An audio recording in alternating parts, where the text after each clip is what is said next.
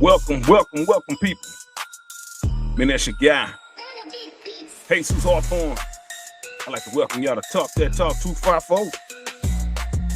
Man, we about to get straight into it. Man, we is not playing around, dog. Let's go ahead and get straight to it. Man, we got a lot of good information, man. I'm about to put out.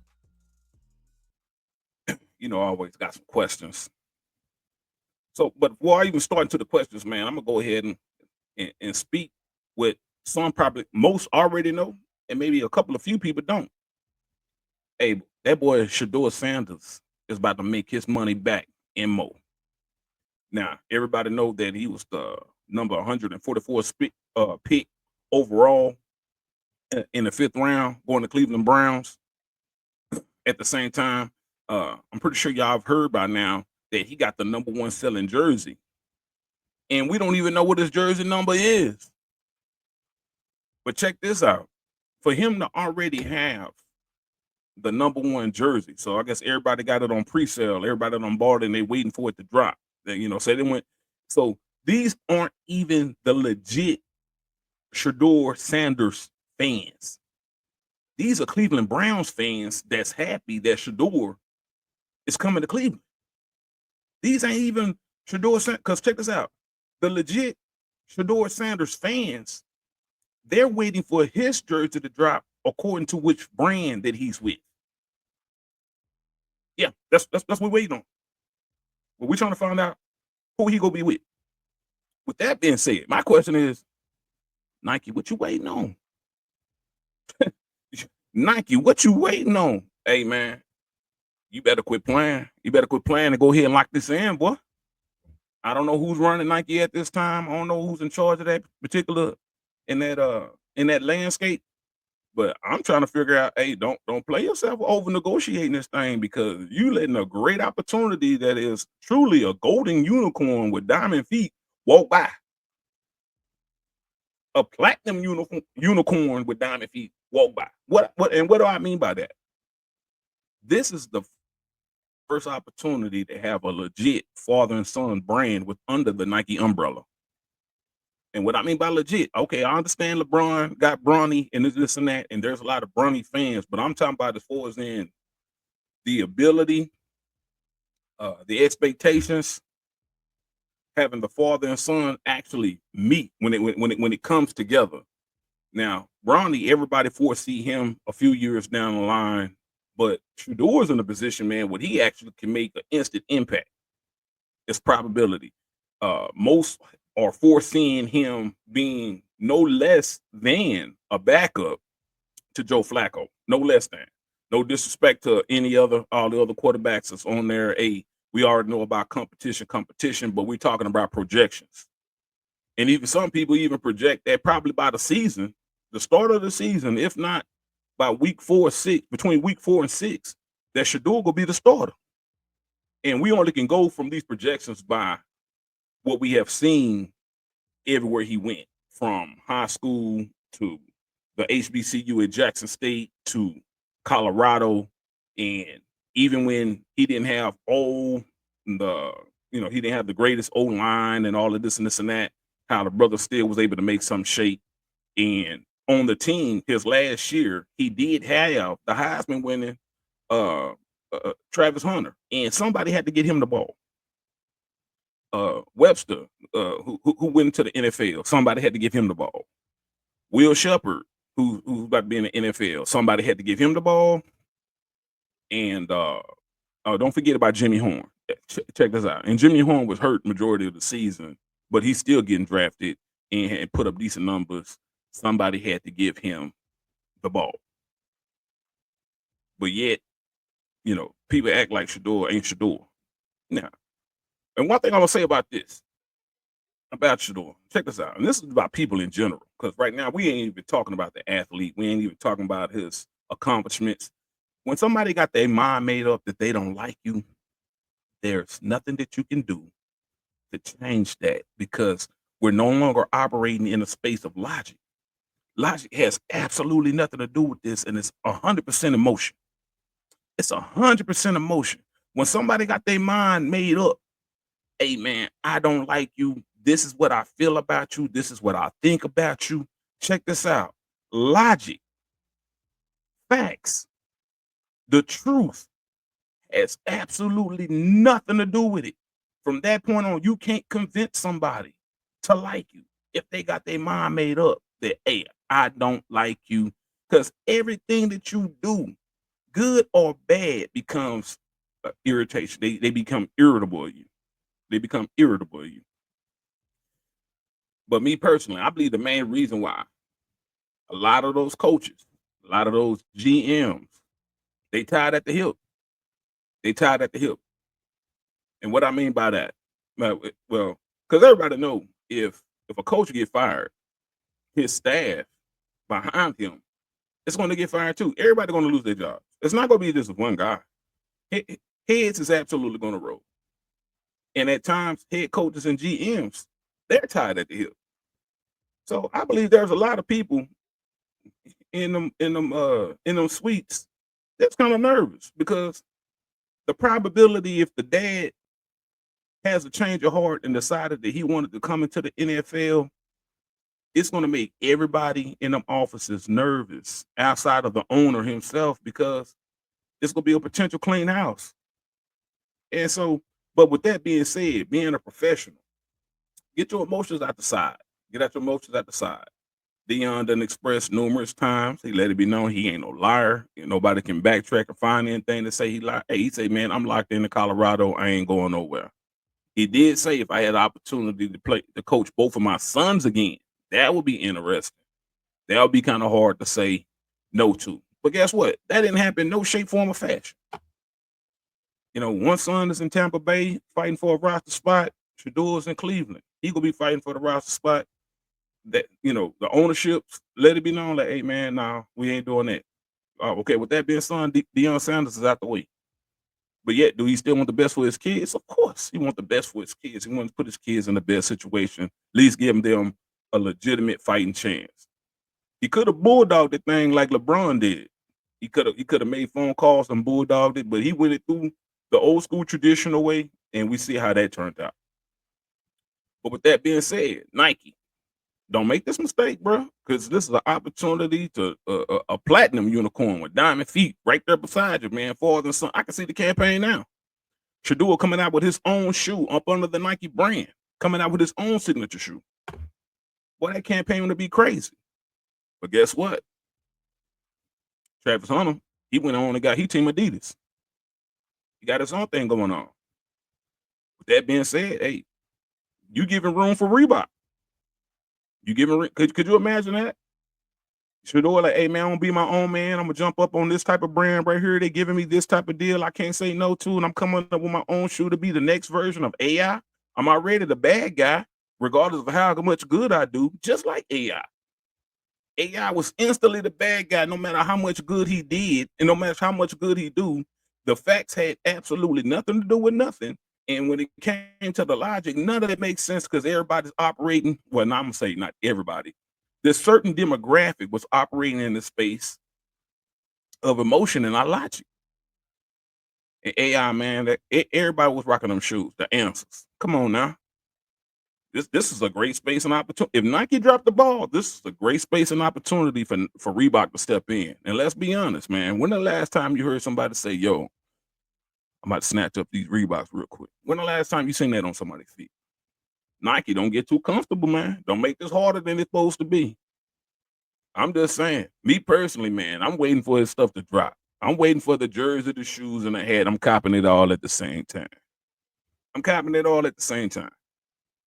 Jersey, hat, shoes. I'm copping. I'm letting you know I'm waiting. I prefer for it to be Nike, but don't make me go to Reebok because I will. Because me personally, I don't like the way they played with them. Yeah, and if y'all good people, y'all shouldn't like the way that they played with them either. And somebody need to overcompensate this man. Hey man, don't play with that bro like that. Don't do that. Don't do that. And I'm just being honest. I'm just being honest and frank about that, man. But go ahead, man. I'm about to move on off of that, man. There's a lot of people talking about Sheduer, but I ain't never heard nobody say what I just got through saying. So I want to lock that down, man. You heard it here first on Talk That Talk 254. Nike, what you waiting on? Don't make us go to Reebok. Better yet, don't let it be Puma. Me in particular, I can't wear Pumas because my feet too fat. I got feet like a brick. You know what I'm saying? I tear some Pumas up. But hey, man, that'll be a look. That's somebody else. That's somebody else, man. Boom. For those who got narrow feet, not me. I can't do that. I got to be Nike or Adidas. I got big feet, man. I got big wide feet, bro. Uh, but let's talk about something else that happened this weekend, man. The Canelo Terrence Crawford face-off. For my boxing fans, for those who like to get it in, they did the face-off. I'm gonna be honest, bro. They're saying that it's Crawford didn't look small, though. They said the fight is scheduled September the 12th in Vegas. Ooh. In Vegas. Man, September the 12th. The day after September the 11th. In Vegas. Ooh. The aftermath of destruction. September the 11th kind of important to me. I'm a veteran. You know, I did 20 years in the Army. So for those who don't know that's why it's kind of significant. I'm going to be honest, man. Bud did not look small. He didn't look small, man. So with that being said, I'm wondering, you know, did Canelo make a mistake? Did he make a mistake by waiting so long and allowing Bud to naturally progress in the weight? I believe that was the same mistake that Mike Tyson did with Holyfield. You know, and it's a known fact that if you understand, if you technically sound at being a boxer, you know how to generate power. You know how to generate power. You know what I'm saying? You just speed and strength equal power. You know, that's physics right there. Speed and strength equal power. So with that being said, the more technical fighter is Bud. It's also a known fact that most boxers will beat the puncher. I'm not saying that Canelo ain't technically sound. I don't understand that Canelo, due to the weight class that he was in versus Bud, you know, was at 147, that, you know, that at that time that might have been too much. But you got to understand, dog, that's almost been about a year and a half ago. You know, since the Spence fight. You know, that's almost like 2 years. So this man been gradually putting on weight, training. He has a wrestling background. They say he walks around by 180, 185. He's taller than Canelo. He has a reach. I believe he'd probably be the most technically sound boxer that Canelo has faced in a while, since Floyd. You know, I'm just gonna put it out there. And my heart still hurt what he did to my boy Spence. I'm from born and raised Waco, Texas. And so, you know, Dallas is right down the street. That's a Texas boy. Man, ain't no way in the world. When they first kicked off, I said, man, Spencer's go pound this boy. You know what I'm saying? He about to give him a beating. Man, we seen what happened. We still in the shock and awe. I haven't even watched that fight since the fight. Since I ain't watched that fight since I didn't even watch none of the replays. Nick, that was brutal. That was brutal. That boy got that dog. When people say, hey man, that boy got that dog. But like after that fight, he made me a fan. Undeniable fan. Refused to go against him fan. You seen what he did to such and such a fan. People thinking that this Canelo, you know, man, it's too much of a jump. It's too much of a jump. I don't know, bro. I don't know. Some people are just different. And because that Canelo waited so long, I believe he done messed around and truly made a mistake. Spence is taller.